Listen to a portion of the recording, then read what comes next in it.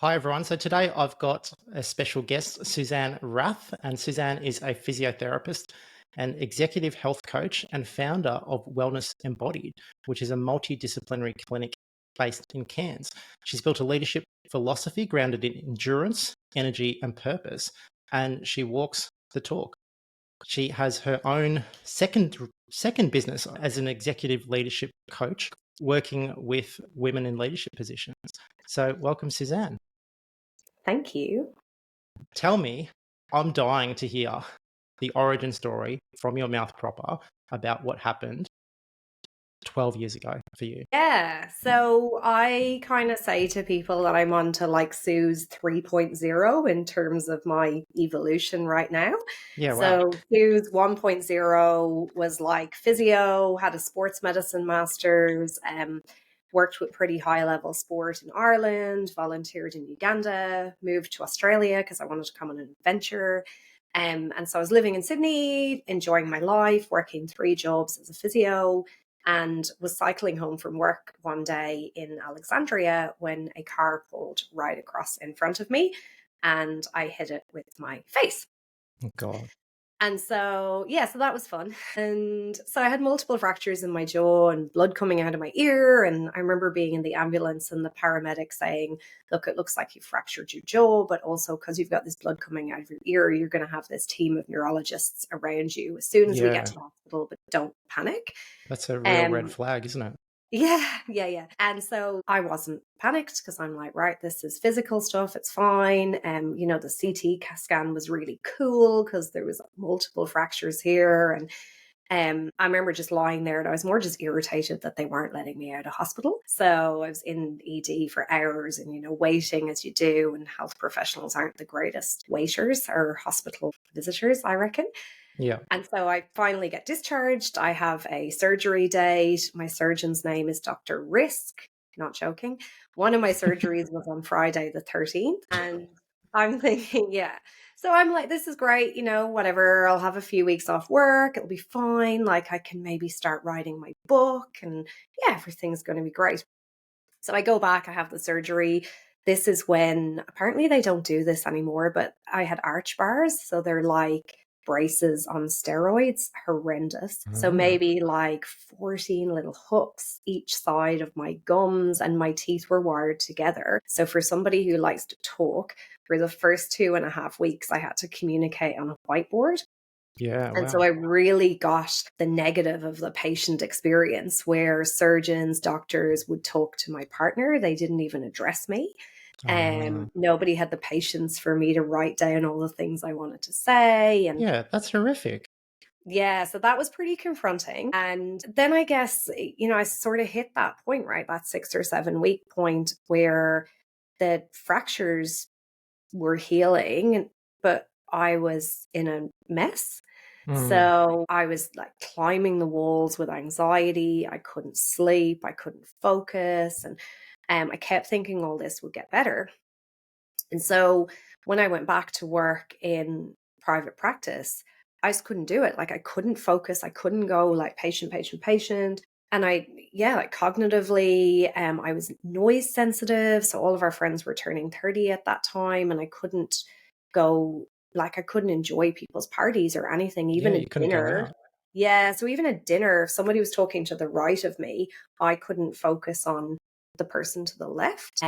Light sensitivity, constant headache. And so I had done like my level 1 Watson headache course at this point, and I'd done a lot of different physio things. But what I found was I really needed to navigate and put together this team of people around me myself. So like the first physios I went to, we were working solely on my jaw movement, and then that would come back, but we didn't work on strength. And so I went and found people who worked on strength, and then I was trying to find some Watson practitioners and like seeing a psychologist, and the whole thing was very much on me.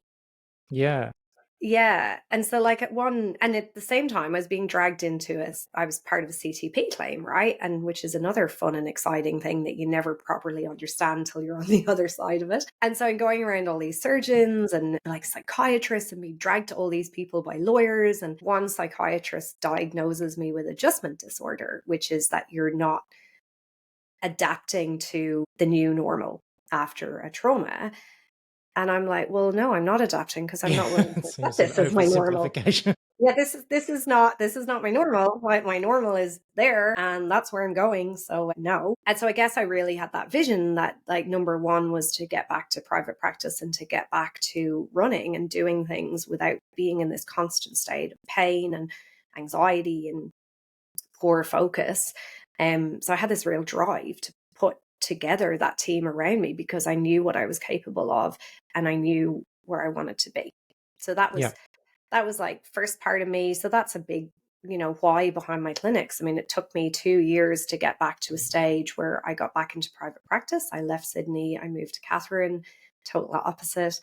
Because I wanted to go on an adventure, but also because it afforded me the opportunity to work shorter hours, but to manage my own caseload and have a lot more autonomy on what I was doing. And then I moved to Cairns, knowing nobody, and set up a practice. Yeah, wow. That's a hell of a story. It's just like you've got a mix of just about every flag that they've ever Yeah. created, the red flags, the yellow flags, the blue flags, the black flags, Yeah. everything And like I had in worked there. in psych, right? Like, so in addition to working in sports, like I'd worked in a private psych hospital in Dublin. Yeah, I've done the whole like gamut of public hospital, private hospital, volunteered in Uganda, worked with elite sports. And so I was pissed because I Yeah. was like, I am not someone who gets chronic pain. Like, I know Yeah. where this stuff comes from. This is Yeah. not happening to me. Yeah. It's pretty insane because if you look at it objectively from a, prognostic factors that are going to lead someone to chronic pain, you've ticked most boxes in that incident, besides the, background socioeconomic stuff, Yeah. but the nature of that. And it's amazing that you've basically then used your CEO type skills to assemble a team to actually help you and transition through what must have been the hardest 2 years of your life. Yeah. Yeah. And I think, it's locus of control, right? Like these are skills that we take throughout our lives. So my keynote that I'm starting to deliver more and more in different formats, whether it's at lunches or like I'm doing a surfing retreat, which is for like women, for teenagers up through till sort of 30s. The core of it really is that we have all been exposed to many marathons in our lives. But some of us just quit, or we're running, like, instead of running a marathon, we're running like a 200K ultra where we could just be running 42Ks, right? Like the strategies of having that vision and that drive and working out how to navigate through the hard stuff and like focusing on what that vision is, they're the same, right? Like if it's a business or a marathon or a recovering from injury or yeah. Yeah, amazing. Amazing. And when you're talking about marathons, we might as well drop it in there now. You're also an Iron Woman. I'm not though, because they cancelled the swim. You were going to be, sorry. So I took my You're very medal close even to to me. show you, right? Yeah. But I took that down from my thing. One says she believed she could, so she did. And one says, underestimate me, I dare you. Yeah. No, brilliant lesson in adaptability. I woke up on the morning of the Ironman and they cancelled the swim because the water Oh, that's right. quality. Yeah. So now I just Yeah. got to go do another one. Yeah. But that's next year me problem. It's probably the least challenging thing you're going to have to do based on Yeah. this sort of thing. So tell me about how this then led to the vision for Wellness Embodied. Yeah, so I thought even of my parents, right? Like neither of my parents have a health background. And so I see when they go for appointments how dependent they are on the information that they're given. And Yeah. they're not going to go out there and think, "Oh, I need a psychologist or I need a physio or I need this." And it was like difficult for me to find the right people, and it was difficult for me to really push for the care that I needed. But because I had the privilege of that health background, I could do that. I mean, ultimately I diagnosed my own thing as a post-concussion syndrome, right? Like 6 months down the track, I said to my GP, "Hang on, do you think I've got this?" Yeah. So I really wanted to create that space where, treat the whole person, not just a body part, where like innovation, caring, listening, preventative health are all embedded within our culture. and where we actually have that multidisciplinary space, because it makes it easier. Like when you work with people day to day, when you know what a psych does, when you know what an OT does, it does make it easier than like going out of the clinic to find that person who's great with ADHD or that person who's great with this. Yeah, yeah. I think it's also just one of the most, not to bias this with physiotherapy, but as a clinician, like it's one of our most underrated skills is our ability to actually navigate the health system Yeah. for our patients. We're so often in that role of health advocate for them, going, well, this actually isn't a problem I can solve, but this is the direction you need to go in Yeah. for that as Yeah. well. And the power of listening, like we really underestimate that in our communication skills. When, depending on what study you read, it shows that we interrupt people on average after 11 seconds, right? And we've had these conversations about the GP model of care and, going to a really excellent GP versus a mediocre GP. There's such a difference. Yeah, 100%. And I think it's probably more paramount now than ever, where it seems to me we've crossed a threshold for what is acceptable in health, where most people like yourself, you expect positive outcomes regardless of what's happened to you, as opposed to probably 30 years ago when you go, well, I've had a cycling accident, like I'm just going to do the best I can with that. Yeah. And the health system is able to achieve those outcomes, but you've got to get in front of the right people. Yeah. And that's the hardest thing. Well, I say that we don't have a shortage of knowledge, but we have a shortage of implementation. Like any of us can go on ChatGPT and get a run program or get a back rehab program or like whatever it is, right? But like, what's the gap between that and the implementation? And there's so many things. Like there's the self-leadership, there's the emotional buy-in, there's the noise. And so we need to rely on our health professionals to be able to pick apart that information and really connect with us in a way that they're almost acting like our coaches and our trusted advisors. Yeah, 100%. That's what I think about AI now as well. I'm like, it's actually almost too good that the gap between what the average person can actually get out of it versus what it's capable of, you need a bridge in between anyway, which is cool. But let's get on to endurance leadership. What is that about? How has this started? This is proper Suzanne 3. Yeah. So a couple of years ago, so I'll go back, right? So I did Nick Schuster's Be the Ultimate Physio course probably 3 years ago. And as part of that, we did a thing where we wrote a letter about what our ideal role in the clinics would be. And in about February this year, I was like going through my cupboards and I found this letter and I went, oh yeah, I've actually designed that role. But I feel like if I'd really kept that front and center and really like kept that as my vision and kept that as like, this is my solid driver, I probably would have gotten there a lot quicker. Mm-hmm. And so my ideal role was always within that leadership, strategy, visionary space, right? Like I'm not a good manager. I trained myself to be a good manager, but I don't like it. It drains me. And so it's like my skill set is very much in ideas and big picture thinking. So sometime last year, probably about 18 months ago. So for ages, I've done different speaking courses and I've wanted to do more speaking, but I never actually did anything to get there, right? So like signing up, like I'd put my name out every so often and, won some business awards up here and so on. But it's kind of like being the best kept secret. And so I'd done all this leadership training and I did a health coaching certification and I was like learning, which I think is a trap a lot of us fall into, but not actually really stepping out to do anything with it. Yeah.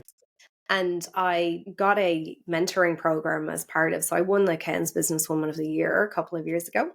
And shortly after that, I won this mentoring program with Rare Birds. And so I worked with a really amazing mentor who I'm also co-hosting a retreat with in Rome, who, I think this is the benefit of a coach or a mentor, right? Like we can often see what other people can't. And, like I'm mentoring someone right now through our local chamber and various cases like that. It's really clear to me. But so Angela was like, right, well, what are you going to do with your brand? And this is what you need to do. Like if you want to speak, these are the steps that you need to take. Like these are the connections you need to make. And so it becomes Like the same with how when we run our clinics, we have our non-negotiable things each week. Like we have to be on top of our finances. And if we're Yeah. seeing patients, we have to go in and see your patients. Got to do And your treatment plans. Yep. yeah, yeah. And so I've had to really create this like and learn how to run a speaking and a coaching business, which I'm Hmm. still in the process of. And so I went between various things that we've built a really, I like to think, a very good, like an award-winning culture in Wellness Embodied. We have the highest team satisfaction scores we've ever had. You know, we've so many points of engagement and listening and purpose and vision and values and all that. And so I started off doing a bit of like employee well-being stuff and culture and so on. And then I realized like so I'm a high performer. Like I really have this No, belief that no. but I The have background sort of gives it away. the participation medal, right? It's like falling in love with the purpose, falling in love with the journey. But but you know, like a lot of the traits that make you good at endurance sports are the things that make you go the distance Hmm. in like life, right? Like the things that make you go the distance in business. We think that business is going to be like hard in the first couple of years and then it all sort of gets easier and we have this like linear growth. No, you don't. Yeah, no. Like you might have your hard. I probably had my hard when I nearly burnt out a couple of years ago and I realized that I was doing this role in it that I hated. Hmm. And so I'd achieved the vision and I was kind of bored. Yeah, So I was like, well, how do I make more impact? sounds Um very familiar, this yeah, story. and so I've really and yeah, it becomes how do I impact more people? And for me, it's in speaking, consultancy and coaching. And so I moved from that almost employee well-being workshop space to like, well, how do I consult on high performance, right? Like Pareto principle, 20% of our actions yield 80% of our results. So if we think in our workplaces 20% of people are either disruptors or on the way out, then why are we letting our high performers slide while we're giving all of our attention to trying to give Yeah, people that are chronically dissatisfied, right? yeah, exactly. And then Yeah. who ends up leaving? Your best team members. Yeah. So how do we nurture a high performance culture? And you can be a high performer without hustling. I don't believe that I hustle. Like I have really strong boundaries around when I finish work and the relationships I engage in, friendships and so on, how much I give to my team. I do that so I can achieve and so I can essentially 10x the one or two core areas of my life that I really want to enhance. Yeah, it's one of those paradoxes where some of the most empathetic and giving people, especially to their teams, are often the hardest people to access because they're good at protecting their time so that they can actually execute in that space where it matters, not Yeah. just blatantly giving in every single direction to your patients, to your staff, to your family at home with nothing coming back in. And the reframe for me on that was energetically, I wasn't showing up the way I wanted to show up and I wasn't using my strengths. Mhm. So, like, my strengths are in the leadership, the strategy, the vision. And so, me pandering to every little thing or fixing everything for people or constantly giving without, aligning with the big picture, the big vision was certainly not serving me. And then, by virtue of that, it was not serving everybody else. Now, is it predominantly women you work with? Is it exclusively women or is it anyone in leadership? No, so anyone in leadership, but predominantly business, like 10 or more staff. Mhm. So I kind of have like the workshop model. So like the team workshop models, so things like boundaries, adaptability, resilience, burnout prevention, and so on. One-on-one coaching be exclusively for owners and decision-making leaders, right? Because Mhm. you need to be able to make a level of decisions and have autonomy on your day and on your role to actually be able to sort of create that ideal role and achieve big dreams in your life and so on. And my framework for that is around vitality, alignment, and connection. So Mhm. high performance health habits, and actually finding those things that bring you joy, What are alignment. they? What are these high performance habits? I'm going to get this out of you. This is important stuff. You got to integrate stuff into your life. You know, the biggest game changer for me was micro breaks. So micro breaks make you 20% more productive, because my two toxic traits to myself are not stopping when I'm done. Mhm. And so I have my like plan for my day, my three main priorities. And so I intentionally put in breaks, and I intentionally put in where I need to stop when I'm done. So rather than hitting those three priorities and then going, oh, I'll just go on LinkedIn and then I'll quickly send these emails, and still being stuck there 2 hours later twiddling. Yeah, yeah. I'm really intentional with that. Like the time I check emails, the time I respond to things, like the times I do my most energized work. And then the micro breaks, the little like 10-minute breaks every, like at least every 90 minutes. Mhm. Taking an extended lunch break and actually taking that away from the desk, like closing your eyes, patting the dog, going out in nature. Mhm. Yesterday, I lay down on my Shakti mat for 5 minutes. I was like, this is such a treat. As opposed to going, this is my break. Now I'll just quickly book a flight. Yeah. So, yeah, like the Well, pushing that was a through. funny thing. Like, I was in a shared office space yesterday, so I normally work from home. And so when I work from home, I'll go for a walk every hour and a half or whatever, just for 10 minutes. Sometimes it'll Yeah, go for half an hour because I'm just thinking about something. But then I'm stuck in a shared office, and I'm like, well, there's nowhere to walk. I'll just keep working, yeah, and you yeah, just continue on, and then by the end of the day, you're exhausted. yeah. And you're frazzled. I have a very regular, like, so daily, I have a morning practice of like what I'm grateful for, what I'm excited about. At the end of the day, I have a reflection practice. Like, I reflect on the week, I reflect on the month, and the whole thing is about keeping stuff front and center. And if it doesn't align with my vision, if it doesn't align with my values, if it doesn't align with my core priorities, then it's gone. Yeah. So that like constant resetting, rather than going, oh, I have so much to do, I have so much to do. Well, just Mhm. that even need to be on my list. Yeah, exactly. And it's such a simple thing to fall into, where low leverage activities seem super important because Mm, they're urgent. But then if you just fill your day with urgent, low leverage stuff, you're exhausted, you're working really yeah. hard, and your business goes absolutely nowhere. Yeah. And I mean, what's really that urgent, right? Like you need decision making frameworks in your business. Like you need to find a way to empower other people to make decisions instead of having pointless meetings. And what is that thing? Like a lack of planning on your part doesn't Mhm. constitute an emergency on mine. Yeah, exactly. So, yeah, the things that people think that are really urgent for you to solve, they're really not. Yeah, 100%. So, It's yeah, only, it's sort of that spectrum of what's urgent as you go up in business. When you look back down, you're like, why did those things stress me at that point in time? When yeah, now I'm like, well, at least it's not this. At least my clinic hasn't flooded, and yeah. I'm having to deal with that.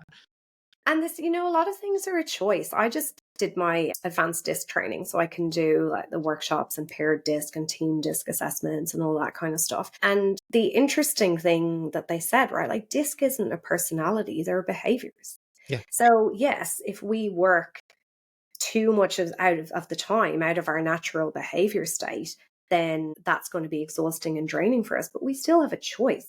I can choose to use my directness in a rude way, which I hope I don't, or I can choose to use it to be clear, to be kind, and like to save me and the other person time, right? Mhm. Mhm. So all of these things are a choice, and we have the power over them in the same way that we have the power to, choose how we reflect on our purpose and choose how we reflect on the good that we're doing.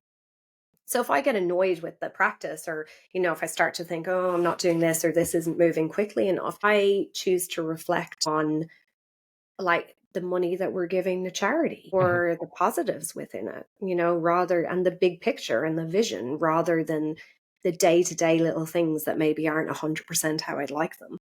Yeah. And what's the charity? This is something I love about your business. I'd love you to explain what you guys do with that. We're always trying to raise the bar and I guess look at ways that we can get the team more involved. So for the last number of years, what we've had is our team actually nominate a local charity of their choice, and they set their own 5 goals, and some of them can be personal goals. So it might be something like run a 5K, and then we donate to the charity of their choice. And our aim was really to increase those connections with local causes and community and so on. We've changed it up a little bit the last probably year. But, also we know, like, both of us have done Jade's courses, and we know that this sense of entitlement sets in, or a sense of, well, this is business as usual. And people start to see things as just same. So what we've done is we've signed up as a B1G1, Business for Good. And so with that, you can choose triggers for where you donate to something. And so I've put out a whole number of solutions to the team, like going, what do we want to change? What do we want to choose for this 6 months? So, do we want to donate to orangutans in Borneo or whatever it might be?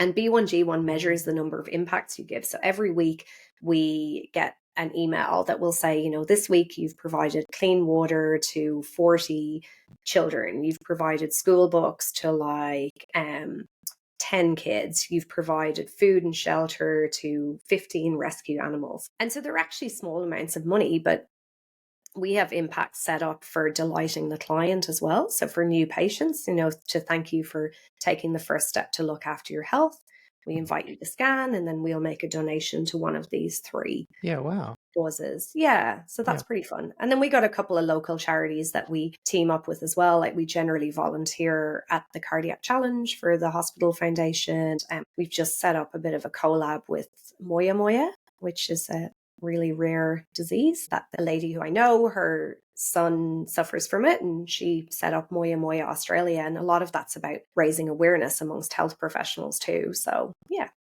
Yeah, wow. This is like the pure apex of, purpose-driven business. And that's what I absolutely love about this, is that you are living the journey through that. What would you say to smaller business owners who want to start, being more purpose-driven, having that kind of goal of being able to donate to charity, who maybe don't have enormous profits, maybe they've got a little bit, but what's the first step? Yeah, so I would really come back to the vision. And so I would get really emotive with what you want the vision of the business to be. Like, why do you exist? Who do you serve? What are their problems? Get really, really visual around it, and, try and get the team on board, obviously, to contribute to that. We've done several workshops in the past where we've gone through our values and, made sure the team feel like that they still are true to who we want to be and what our definition is of them. So I think having that vision really front and center, and your story, like, what's your why? Consistently telling the story, consistently relating the story, whether it's of you or the people you serve, or those little things that we often take for granted, like keeping those on the table. But in terms of, say, charity stuff, I mean, any of us can go and volunteer, and I probably have a finite amount of time now to volunteer, where previously I could give more time. Now I can give more money. So, and that's ultimately, charities need money, right? Yeah, exactly. Yeah. The entry point for stuff like buy one, give one, I think to be on the program is maybe about $1,000 a year or something. But yeah, that's pretty low yeah. entry. Yeah. But the entry points for the actual individual donations are about $1.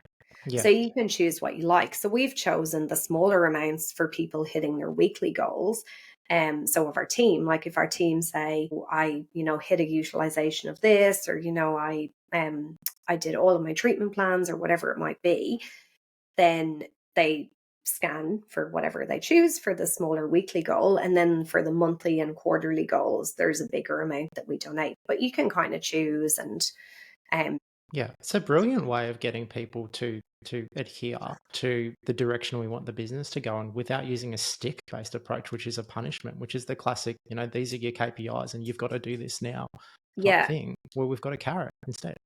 Yeah. And but the other thing is, like, we do, as leaders, we need to consistently story tell around this and, reframe it and tell it in ways that people understand. So it's a story that I'm going to tell next week, actually, in our team day is, I'll shorten it, but a number of years ago, before I moved to Australia, I lived in Uganda.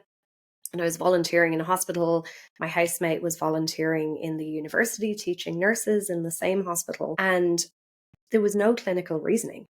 So nurses would take a blood pressure because that was their job, Yeah, but they it's wouldn't do anything process. with it. Yeah, So they'd write down, oh, this person, yeah, 160 over 100, right next. yeah, And so that comes down to, well, are you just doing your job from the 9 to 5? Or, what's the vision? What do we stand yeah, for here? Like, yeah, what do we think could be improved in terms of that, like, hospital sense of purpose? How do we improve those patient journeys in so many ways? yeah. But yeah, Yeah, I would love you to get into a very high up position in Australia's health system if you could, if you don't mind, just to bring that back to what we're trying to achieve in some of these spaces like NDIS and like in aged care and whatnot, because I feel like some of that messaging is really getting lost. yeah, And that's probably a good note to finish before I get fully political about things. Suzanne, thank you so much. This has been really, really insightful. I think it's worth sharing a couple of links, probably the buy one, give one, and obviously your endurance leadership. I'll also share some links to the Circle page for Culture of One, where people can access more things like this, including how to raise your prices in 2025 and the latest award changes and what they mean for physiotherapy business owners. So thank you so much for joining me, Suzanne. And where are you off to at the end of the month? Norway for a cycle cruise. Amazing. Amazing. Living the dream. Yeah. It's possible. It's possible to have it all. Good on you. All right. Thank you. Bye.